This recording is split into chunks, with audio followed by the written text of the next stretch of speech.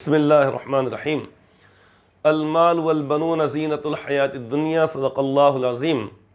محترم حضرات، بات یہ کی جا رہی تھی کہ اللہ تبارک تعالیٰ کی بے شمار جہاں پر ہم پر نعمتیں ہیں کہ جس کا ذکر اللہ رب العزت نے فرمایا کہ وَإِن تَعُدُّوا نِعْمَةَ اللَّهِ لَا تُحْصُوهَا، اور اگر تم اللہ تبارک تعالیٰ کی نعمتوں کو شمار کرو گے، گنو گے تو تم گن نہیں سکتے۔ اتنی نعمتیں اللہ رب العزت نے عطا فرمائی۔ انہی نعمتوں میں سے ایک نعمت یہ ہے کہ انسان کو اللہ تبارک تعالیٰ نیک اولاد عطا فرما دے۔ ایک تو یہ کہ اولاد ملنا، اور اس کے بعد نیک اور صالح اولاد۔ ایک اور بات ذہن کے اندر رکھیں کہ اللہ تبارک تعالیٰ کے جب حکم ہوتا ہے تو اس صورت میں کسی کو اولاد یعنی نصیب ہوتی ہے۔ فرمان الہی ہے یَهَبُ لِمَن یَشَاءُ اِنَاثًا وَیَهَبُ لِمَن یَشَاءُ الذُّکُورَ۔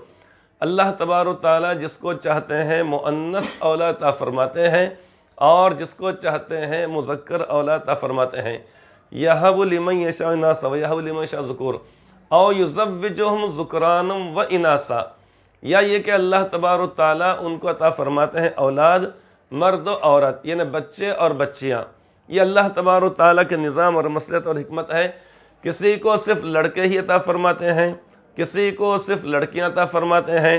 اور کسی کو لڑکے اور لڑکیاں یعنی بچے اور بچیاں دونوں بھی عطا فرماتے ہیں۔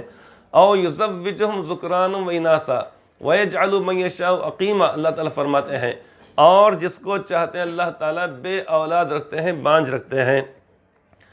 تو اس سے بات معلوم ہوئی کہ کوئی شخص اپنی بیوی کو قصوروار نہ ٹھہرائے۔ بعض مرتبہ ایسا ہوتا ہے کہ اولاد اگر ہو رہی ہے تو اس صورت میں لڑکے کی والدہ اپنی بہو کو یعنی طعنے دینے لگتی ہے، یہ اس طریقے سے کچھ ایسی باتیں کہتی ہیں کہ جس کی وجہ سے بہو کا یعنی اس کی دل شکنی ہوتی ہے، دل ٹوٹ جاتا ہے۔ یہ سمجھنا چاہیے کہ جب اللہ تبارک تعالیٰ کا حکم ہوگا تبھی اللہ تبارک تعالیٰ کی طرف سے کسی کو اولاد ملے گی۔ تو اس لیے اگر صرف لڑکے ہی ہوں تو وہ بھی اللہ تعالیٰ کی جانب سے ہیں، لڑکیاں ہیں وہ بھی اللہ تعالیٰ کی جانب سے ہیں، لڑکے اور لڑکیاں ہیں وہ بھی اللہ تعالیٰ کے حکم سے ہیں،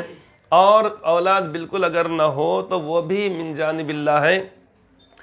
اللہ تعالیٰ کی حکمت اور اللہ تعالیٰ کی مصلحت ہے۔ لیکن اولاد کے لیے دعا کرتے رہنا یہ انبیاء کی یہ سنت ہے۔ یہ اسی طریقے سے متعدد نبیوں نے جو دعا مانگی ہے اس طریقے سے ہمارے لیے ایک یہ طریقہ ہے۔ تو دعا مانگنا اور نیک اولاد کی دعا مانگنا۔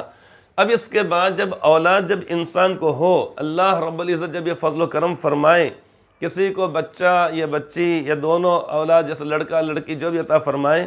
اب اس کے بعد جس طریقے سے اولاد کے اوپر ضروری ہو جاتا ہے کہ آگے چل کر ہوش حواس آنے کے بعد،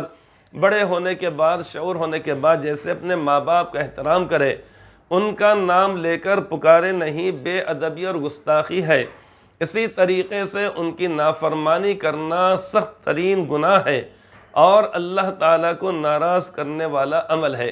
یہ تو اولاد کی جانب سے یعنی ذمہ داریاں ہوتی ہیں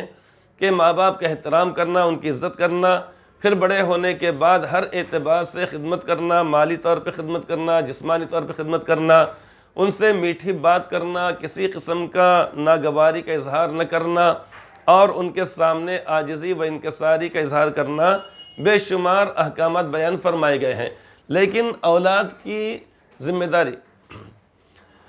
جہاں پر یہ اس طریقے کی ہے تو انہی ذمہ داریوں میں سے بڑوں کی بھی ذمہ داری ہوتی ہے۔ بڑوں سے مراد یہ ہے کہ والدین، ماں باپ، یہ مراد ہیں۔ اب ان کی کیا ذمہ داری ہے؟ مثال کے طور پر جب اللہ تبارک تعالیٰ بچہ یا بچی عطا فرمائے، اب ماں باپ کی یعنی ماں باپ سے مراد یہ ہے کہ سرپرست جو ہوتا ہے وہ عام طور پہ ذمہ دار والد ہوتے ہیں، لہٰذا ان کی ذمہ داری ہوتی ہے کہ بچے کا اچھا سا نام رکھیں۔ یہ اولاد کا ماں باپ پر حق ہے، جس طریقے سے کہ ماں باپ کے اولاد پر حقوق ہوتے ہیں، تو اسی طریقے سے اولاد کے بھی کچھ نہیں بلکہ بہت کچھ حقوق ہیں ماں باپ کے اوپر۔ عام طور پر یہ ہوتا ہے کہ بچے کو لباس کی جب ضرورت ہے، کھانا پینا ہے، ان تمام چیزوں کے اندر بہت زیادہ توجہ دی جاتی ہے، لیکن اولاد کو مزید جو تربیت کرنی چاہیے اس بارے میں بسا اوقات تربیت وغیرہ کے بارے میں بے توجہی، لاپرواہی برتی جاتی ہے۔ شروعات یہاں سے کی جاتی ہے کہ جب اولاد اللہ رب العزت عطا فرمائے تو سب سے پہلا حق اولاد کا والد کے اوپر یہ ہوتا ہے کہ بچے کے کان میں، سیدھے کان میں اذان کہی جائے، یعنی وہی اذان جو عام طور پر پانچوں نمازوں کے لیے وقت کے اوپر جو ادا کی جاتی ہے وہ اذان، اور جس طریقے نماز سے پہلے اقامت کہی جاتی ہے، تو سیدھے کان میں اذان دینے کا حکم دیا گیا ہے اور بائیں کان میں اقامت یعنی تکبیر کہنے کا حکم دیا گیا ہے۔ وجہ اس کی یہ ہے کہ بچہ جب دنیا میں آیا، حالانکہ اس کو یہ نہیں معلوم کہ اللہ اکبر کیا معنی، اشہد اللہ الہ الا اللہ کا کیا مطلب ہے، اشہد ان محمد رسول اللہ کا ترجمہ کیا ہے، حی علی الصلاح یا الفلاح کا منشا کیا ہے، اور اسی طریقے سے فجر میں الصلاۃ خیر من النوم کہ آخر اس کا مطلب کیا ہوتا ہے، اور پھر آخر میں اللہ اکبر کہ اللہ تبارک و تعالیٰ کبریائی اور بڑائی بیان کی جا رہی کیا چیز ہوتی ہے، لا الہ الا اللہ کا اس کو ترجمہ بھی نہیں معلوم کہ اللہ تبارک و تعالیٰ کے سوا معبود کوئی نہیں ہے، تو اس کو نہ یہ معلوم کہ عابد کون ہے، معبود کون ہے، عبادت کیا ہے، بندگی کیا ہے۔ لیکن بچے کا سب سے پہلا حق ماں باپ یعنی بطور خاص والد کے اوپر یہ ہوتا ہے کہ بچے کے سیدھے کان میں اذان کہی جائے، اذان دی جائے۔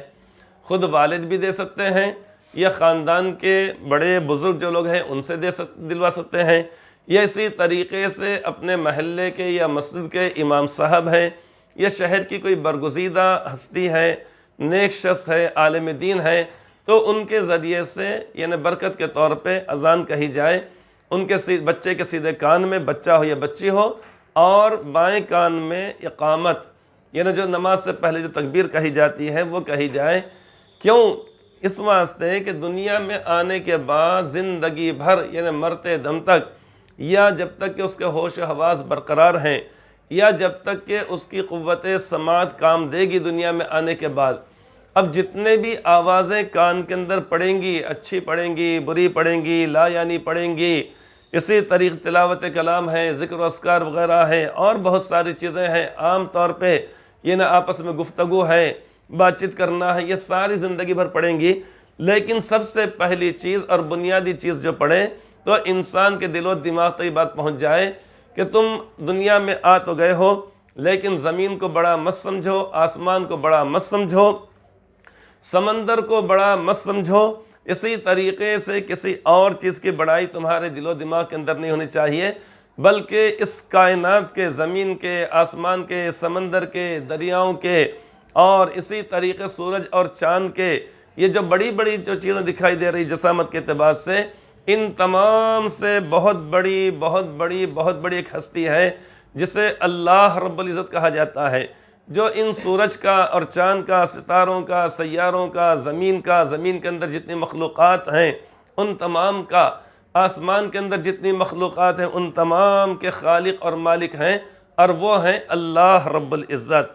اس لیے کہ پہلی اور بنیادی چیز جب بیٹھ جائے گی تو وہیں سے بچے کے دل کے اندر آگے چل کر اللہ رب العزت کی عبادت اور بندگی کا داعیہ دل کے اندر پیدا ہوگا۔ اس لیے کہ جیسا کہ فارسی کا ایک شعر ہے جس کسی نے کہا ہے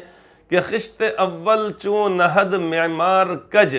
خشت اول چون نہد معمار کج، تا سریا می رود دیوار کج۔ مطلب یہ ہے کہ جب کسی عمارت کی پہلی اور بنیادی اینٹ